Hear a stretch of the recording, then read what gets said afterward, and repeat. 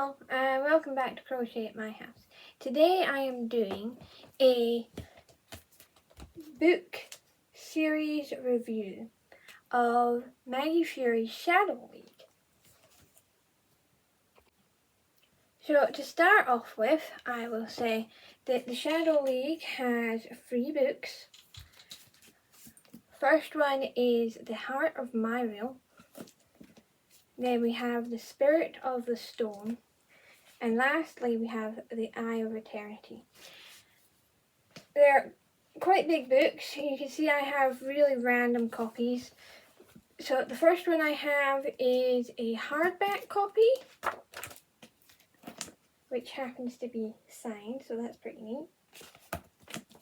And then I have Spirit of the Stone, which is a tall paperback. And one of the neat things is it has a map, so that's really nice. I really love it when books have maps, because especially with reading a lot of fantasy, it's really interesting seeing what the landscape's supposed to look like. Also, I really love these covers.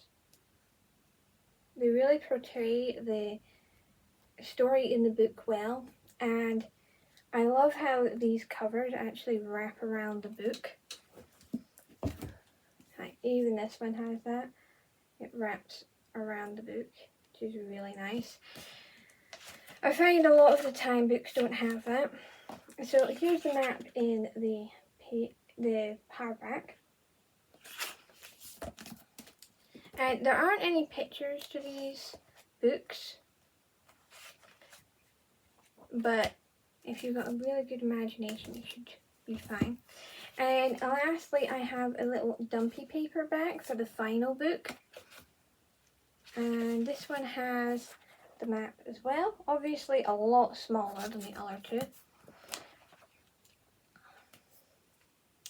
So, I wanted to talk about them because I really loved this series and I wanted to do a bit of an in-depth review. So I think I will start off with the fact that this series of books they're really big books, but they take up a very short period of time in the story. So usually I've read books that are about this size, and it's usually a few months, maybe even a few years. But these 3 books, in total, I think go over about 2 weeks at most.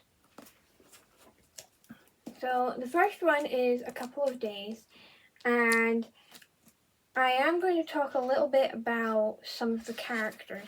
So if you don't want to hear too much of the book, maybe pop back in at the end. But I am going to talk about it. The characters that I really enjoyed reading are... one of them is one of the lore masters. So the Shadow League, the idea is that there's these lore masters, and they don't have to be humans. Some of them are other creatures, like one of them is a fire drake. There are centaurs. There's these creatures called the Dubachu, I think is how you say it.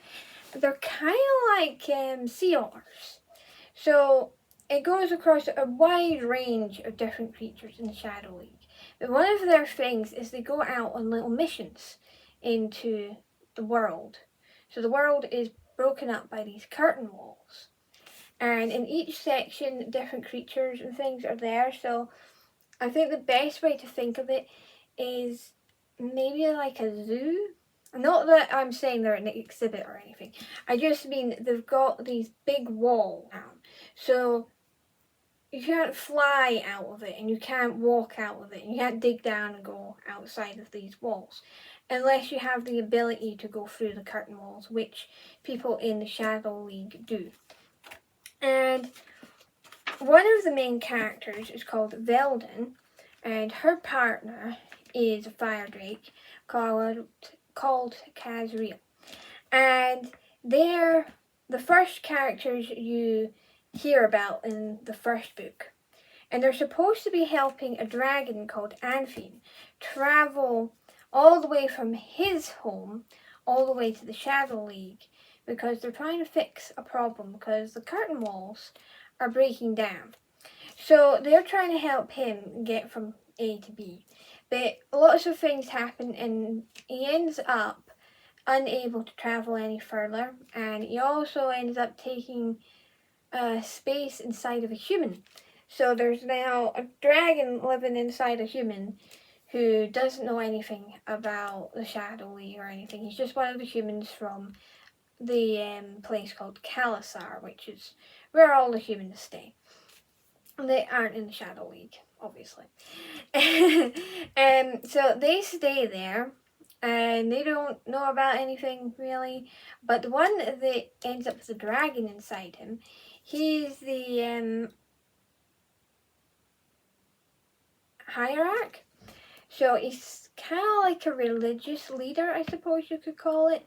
And he goes down into the inside of the machine, which is part of what's making the world keep moving, because the world that they're living on is made out of a machine. It's an artificial planet. And part of his job, even though he doesn't realise he's keeping the planet going, is he goes down into the machine with his ring and he puts it into the machine and he speaks to Myriel, which is the machine. And it's supposed to guide him what to do, but what happens is his ring gets switched by somebody else and the curtain walls are beginning to fail.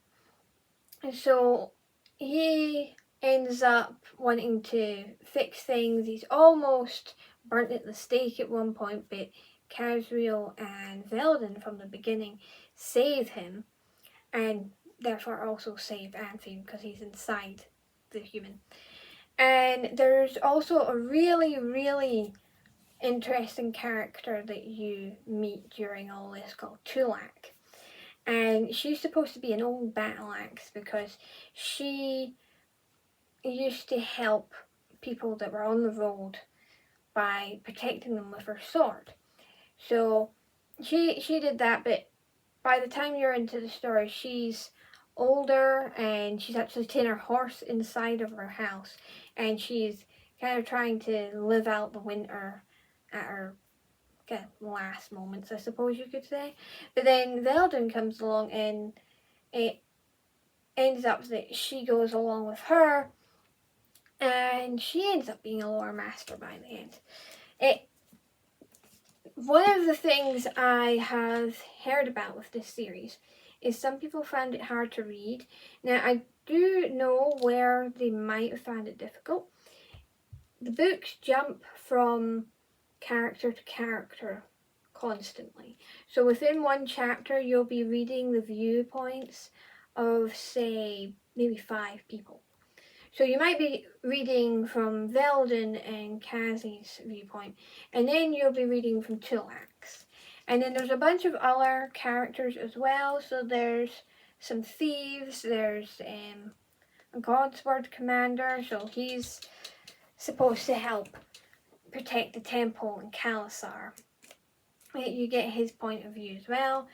The guy that ends up with Anfield inside him, you get his viewpoint. So there's quite a few different points that you get to see from. And there's a lot of really bad things that happen during it as well. So in Kalasar, there's a moment where the curtain walls fail a bit. And there's these horrible creatures called the Axahar who get through. And there's a huge massacre and there's loads of people lying dead in the grounds outside the temple, and everybody else who survived have taken refuge inside the temple. So that's quite messy. And one of the thieves, she actually volunteers to help. So she's outside with the Godsword commander and some other people, and they go and find the ring that's been missing. So that should help fix the curtain walls, but they had to get back, and it ends up getting later and those winged creatures are out again, so they can't just walk over and get in easily. But she volunteers to get back to the space with some blasting powder so that they could use it within the temple to get rid of some of the winged fiends that have gone in upstairs. So she actually army crawls across some of the dead bodies and then makes a run for the door, and she gets in just in time. And by the end of it, the curtain walls have been fixed. We've figured out how the planet is able to keep going. It ends up needing somebody to combine themselves with the machine so that it's got a brain again, because what's happened is the brain itself has got a bit damaged. So there is a wind sprite in the story, and she ends up being the one that combines with the machine.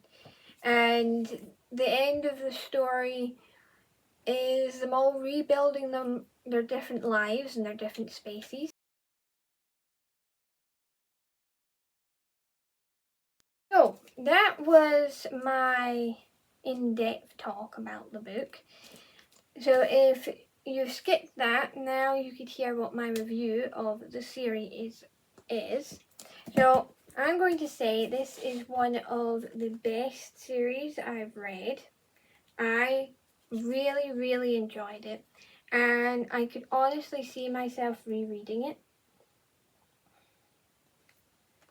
And I like how it ended. I'm going to probably give it a 5-star review.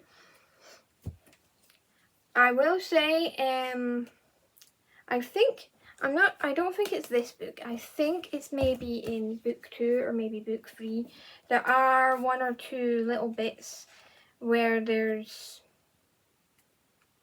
like a little typo.